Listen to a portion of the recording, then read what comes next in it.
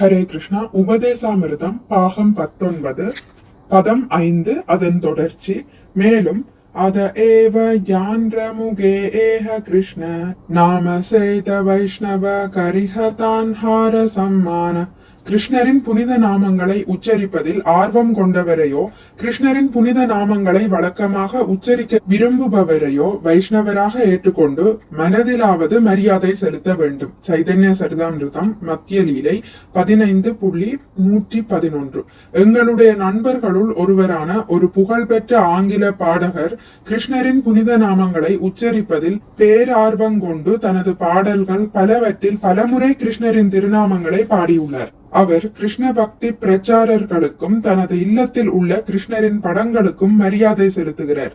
மொத்தத்தில் அவர் கிருஷ்ணருடைய நாமங்களை பற்றியும் கிருஷ்ணரின் லீலைகளிலும் மிக உயர்ந்த எண்ணம் கொண்டிருப்பதால் நாங்கள் அவருக்கு மரியாதை அளிக்கிறோம். ஏனெனில் அவர் கிருஷ்ண பக்தியில் மேன்மேலும் முன்னேறி கொண்டிருக்கிறார். இத்தகைய மனிதருக்கு எப்பொழுதும் மரியாதை அளிக்க வேண்டும். முடிவாக கிருஷ்ண உணர்வில் முன்னேற இடைவிடாமல் கிருஷ்ணரின் புனித நாமங்களை உச்சரிப்பவர்களை வைஷ்ணவர்களாக எண்ணி வணக்கம் செலுத்த வேண்டும். அதே சமயம் எங்கள் காலத்தை சேர்ந்த பெரிய பிரச்சாரர்கள் பகவானின் திருநாமங்களை உச்சாடனம் செய்யாததால் ஜட வாழ்க்கையில் வீழ்ந்து விட்டதை நாங்கள் கண்டிருக்கிறோம்.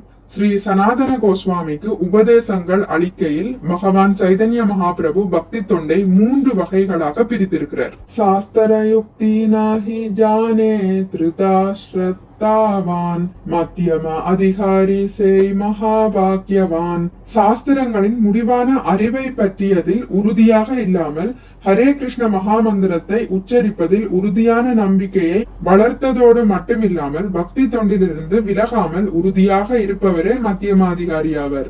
இத்தகையவர் மிகவும் அதிர்ஷ்டசாலியாவர். சைதன்ய சரிதாமிருத மத்திய லீலை 2.67. மத்தியம அதிகாரி ஸ்ரத்தாவான் எனப்படுவர். ஏனெனில் அவர் உறுதியான நம்பிக்கை உடையவர். பக்தி தொண்டில் மேலும் முன்னேற அவரே உண்மையான தகுதி பெற்றவர். எனவே சைதன்ய சரிதாமிருதத்தில் மத்திய லீலை 22.64 பின்வருமாறு கூறப்பட்டுள்ளது. ஸ்ரத்தாவான் ஜனஹய பக்தி அதிகாரி உத்தம மத்தியம கனிஷ்ட ஸ்ரத்தா அனுச்சாரி. ஒருவனது நம்பிக்கையின் ஸ்ரத்தா அளவை பொறுத்தே பக்தி தொண்டில் ஆரம்ப நிலையோ இடைநிலையோ மிக உயர்ந்த நிலையோ அவன் பக்தனாக தகுதி பெறுகிறான்.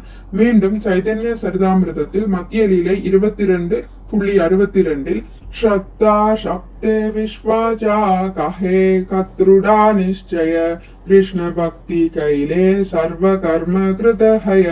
கிருஷ்ணருக்கு திவ்யமான சேவை புரிவதால் ஒருவன் மற்ற பிற கடமைகளையும் தானாகவே செய்து விடுகிறான். இந்த பக்தி தொண்டு புரிய உதவும் உறுதியான நம்பிக்கையே ஸ்ரத்தா எனப்படும்.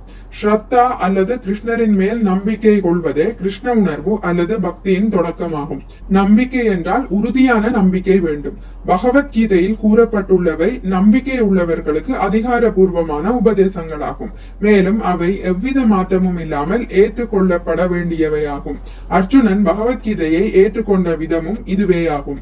பகவத்கீதையை கேட்ட பிறகு அர்ஜுனன் கிருஷ்ணரிடம் சர்வமேதத்ருதம் மன்யே யனமாம் வதசி கேசவ.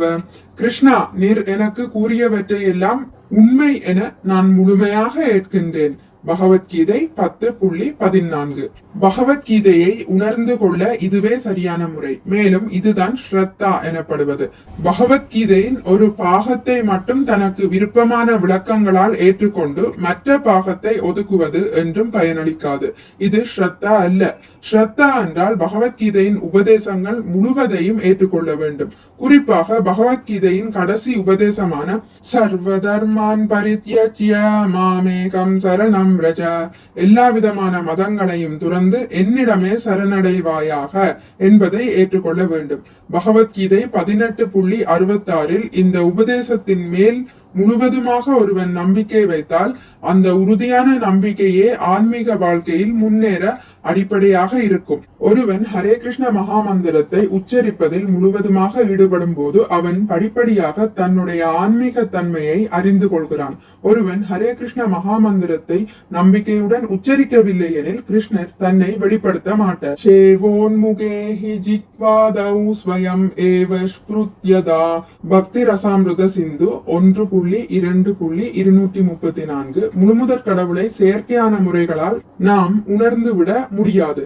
பகவானின் சேவையில் உண்மையாக ஈடுபாடு வேண்டும். இத்தகைய சேவையானது நாவில் இருந்து தொடங்குகிறது. சேவோன்முகேஹி ஜித்வாதாவு.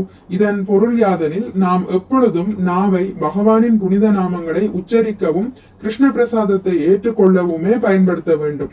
நாம் அதை தவிர மற்ற எதையும் சொல்லவோ ஏற்கவோ கூடாது. இம்முறையானது நம்பிக்கையுடன் கடைபிடிக்கப்படும் பொழுது பரமபுருஷரான பகவான் தனது பக்தனுக்கு தன்னை புலப்படுத்துகிறார்.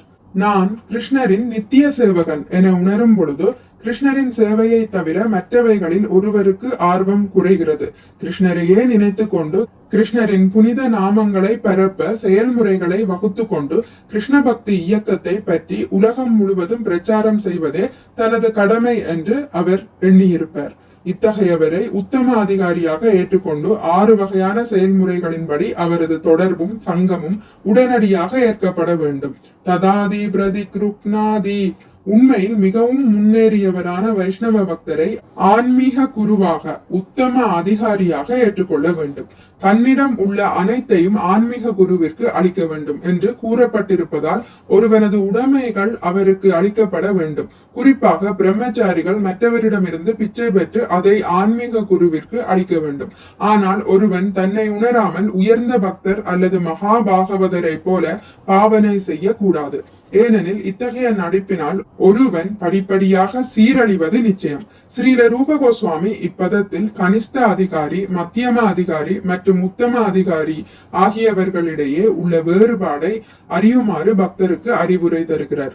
பக்தனானவன் தனது சொந்த நிலையை அறிவதோடு மட்டுமில்லாமல் உயர்ந்த நிலையில் இருக்கும் பக்தர்களை போல பாவனை செய்ய முயலக்கூடாது. வீடப்பட்ட ஆத்மாக்களை வைஷ்ணவத்திற்கு மாற்றும் திறனை கொண்டு உத்தம அதிகாரியான வைஷ்ணவரை கண்டு கொள்ளலாம் என்று ஸ்ரீல பக்தி வினோத தாகுரர் குறிப்பு தருகிறார். உத்தம அதிகாரியின் நிலையை அடைவதற்கு முன் ஒருவர் ஆன்மீக குருவாக கூடாது. முதல் நிலை வைஷ்ணவரோ இடைநிலை வைஷ்ணவரோ அதே நிலையில் உள்ளவர்களை சீடர்களாக ஏற்றுக்கொள்ளலாம். ஆனால் அத்தகைய சீடர்கள் அவரது குறையுள்ள வழிநடத்துகையால் வாழ்வின் முடிவான குறிக்கோளை அடைவதில் முன்னேற முடியாது. எனவே ஒரு சீடன் ஆன்மீக குருவாக ஓர் உத்தம அதிகாரியை ஏற்றுக்கொள்வதில் மிகவும் கவனமுடன் இருக்க வேண்டும். ஹரே கிருஷ்ணா. இத்துடன் முடித்துக் கொள்கிறேன். இனி அடுத்த பதிவில் பதம் 6 வாசிக்கலாம். மிக்க நன்றி. ஹரே கிருஷ்ணா. உங்களுக்கு இந்த வீடியோ பிடித்திருந்தால் லைக் பண்ணுங்கள், ஷேர் பண்ணுங்கள், சப்ஸ்கிரைப் பண்ணுங்கள். நோட்டிபிகேஷன் பெல்லை அழுத்துவதன் மூலம் அடுத்த பதிவுகள் உங்களை வந்தடையும். பகவான் ஸ்ரீ கிருஷ்ணரை பற்றி கேட்டு மகிழ்வோம். ஹரே கிருஷ்ணா.